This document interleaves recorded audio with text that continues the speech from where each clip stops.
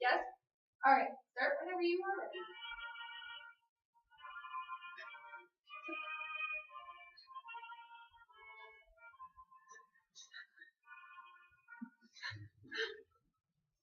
We are gathered here today to witness an arranged marriage between this bride and her groom.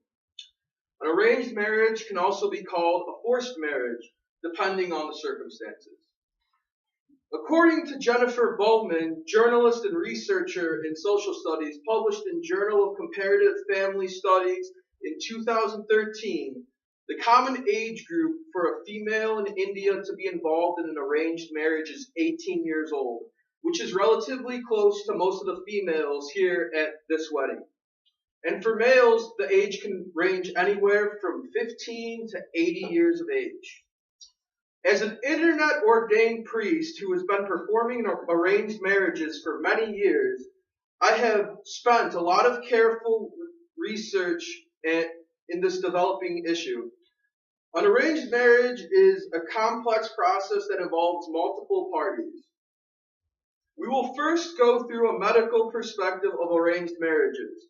Next, we will go through why parents suggest arranged marriages in the first place.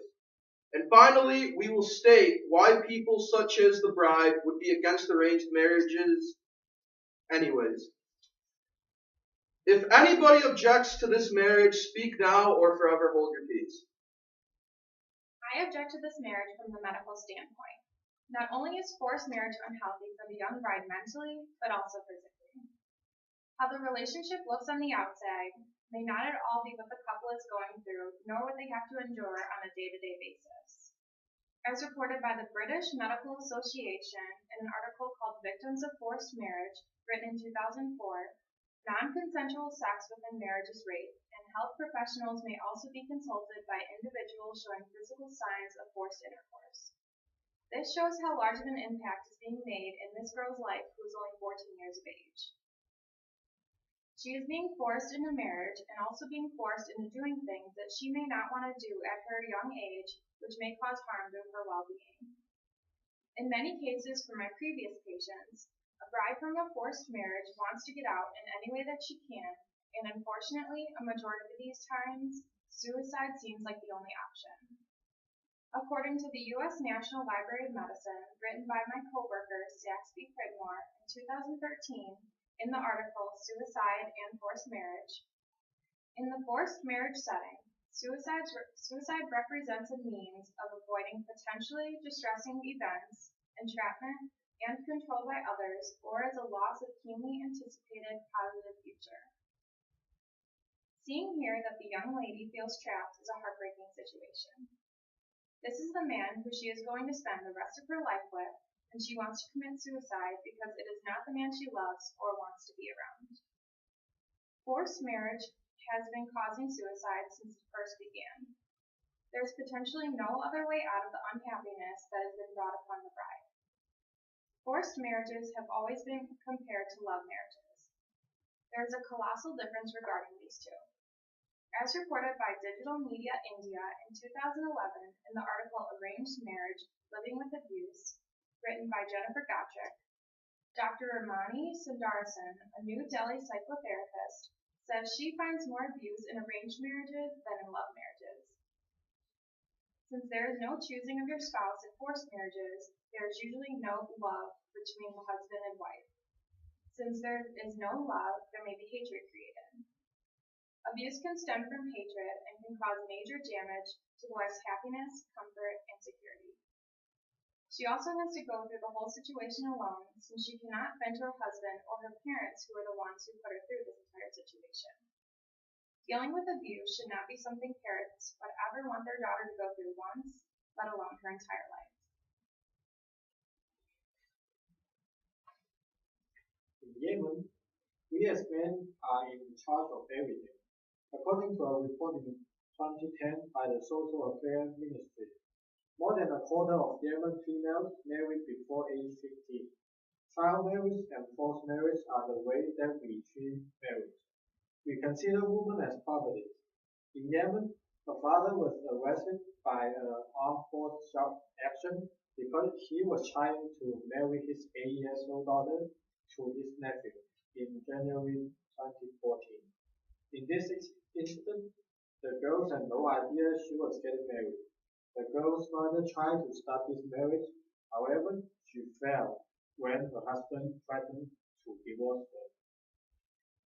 We as fathers in Muslim culture treat forced marriage as the right thing to do, and no one can fight against it. The girls could have been married to her cousin if the uncle didn't show up. Arranged marriages are also widely common in India.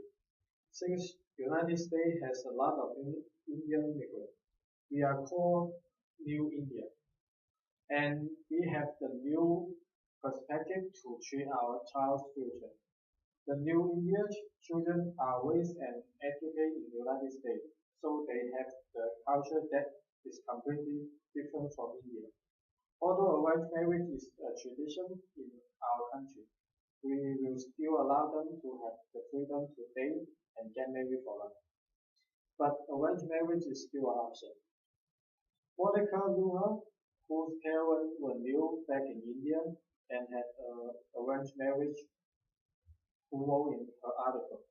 My parents understand that since I'm raised and brought up in a different culture, it may be hard for me to not marry for life. They told me that race and religion did not matter, as long as the man I dated respects me. Arranged marriage formed mostly by society pressure. When parents like us are facing a new environment, they choose to let their children have a marriage for love rather than arrange them one. Sweetheart, as your parents, we know it's best for your well-being. In the past 500 years, every single couple in our family has been chosen by the parents for the child. And that's a tradition in our country, and that's the way it will be. I was online the other day, and I stumbled across divorcerate.com, which is a website of a collection of divorce statistics posted in 2012, and they said that in India, the divorce rate is only 1%. Obviously, we as parents are doing what we need to do to get do what we need to do to have you have do what we need to do to make sure that you have a marriage that's long and happy. And the marriages are practically never known. But Mom, Dad, I don't want to marry somebody that I hardly know. All of my friends are off dating and meeting people that they're actually compatible with, and they seem so much happier that way. A man that I used to work with named Nitesh Gupta posted on a blog in 2012 saying that knowing someone before marriage allows partners to have better respect and understanding for each other's needs and desires. This way, we are better adjusted in the marriage and they finally take our vows. Knowing someone's flaws and pet peeves and annoying habits can help you accept them once you are married, because you have time to get used to them with normal marriages. Everything this man does in the future is going to annoy me because it's completely new and unavoidable. Secondly, one of my friends, Cheryl, is an author and publisher of a famous website called thewhiteindianhousewife.com. She wrote that her husband's eldest sister got married when she was only 16 to a man 5 years older than her, and she told me that she spent her whole first year of marriage crying.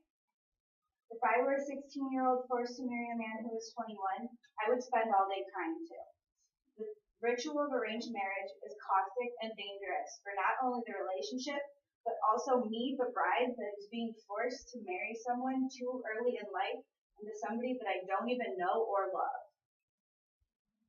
Marriage is supposed to be a sacred event, and we are turning it into an abomination. Lastly, I read in the New York Times an article by author Ji-Hun Lee back in January of 2013, and he was saying that divorce here carries a great stigma, and it's also a country in which divorce is sometimes not an option for many women, and those seeking dissolution encounter violence. Violence, Mom. Violence, Dad. You want me to be put in a potentially dangerous situation just to marry somebody who will be financially secure for me, that I will not love? I will be stuck in this loveless relationship, and as Dr. Kira said, sometimes suicide is the only option. Is that really what you want from me? When dealing with arranged marriages, we have to remember there's two sides to every story.